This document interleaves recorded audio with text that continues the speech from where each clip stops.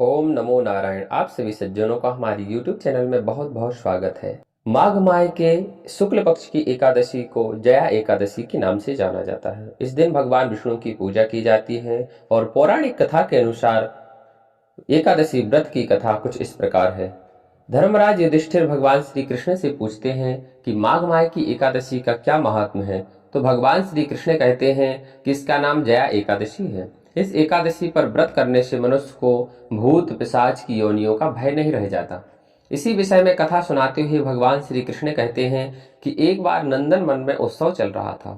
इसी उत्सव में सभी देवतागण, सिद्ध, संत, दिव्य पुरुष उपस्थित थे।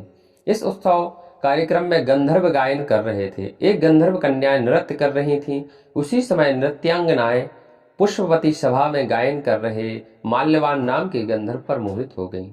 अपने प्रबल आकर्षण के कारण वह शवा की मर्यादा को भूल गई और इस प्रकार नृत्य करने लगी कि माल्यवान उसकी ओर आकर्षित हो गए। माल्यवान भी उसकी ओर आकर्षित हुए बिना नहीं रह सका। परिणामवश वह अपनी सुध बुध खो बैठा, सुरताल भूल गया, जिसके कारण वह गायन की मर्यादा से भटक गया। इन दोनों के इस अपकर्म से देवराज इंद्र को क्रोध आ गया। उन्होंने दोनों को श्राप दे दिया कि वे स्वर्ग से वंचित होकर के पृथ्वी पर अति नीच पिशाच योनियों को प्राप्त हो गए। श्राप के प्रभाव से दोनों पिशाच बन गए। हिमालय पर्वत पर एक वृक्ष पर अत्यंत कष्ट भोगते हुए रहने लगे। एक दिन दोनों अत्यंत दुखी थे, जिसके चलते उन्होंने सिर्फ फलाहार किया और उसी रात्रि ठंड के कारण उन दोनों की मृत्यु हो गई। संयोग से उस दिन माघ माह शुक्ल पक्ष की एकादशी तिथि थी।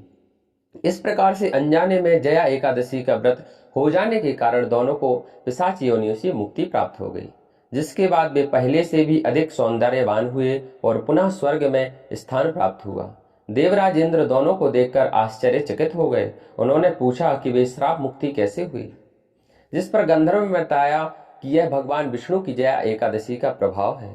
इस प्रकार इंद्र को सारा वृतांत सुनाया। एकादशी के दिन जो भी भक्तगण भगवान विष्णु की पूजन करता है, अर्चन करता है, रात्रि जागरण करता है, भगवान की कृपा से उसके समस्त पाप दूर हो जाते हैं, पुण्यों की प्राप्ति होती है, अंत में वैकुंठ धाम की प्राप्ति होती है। ओम नमो नारायण।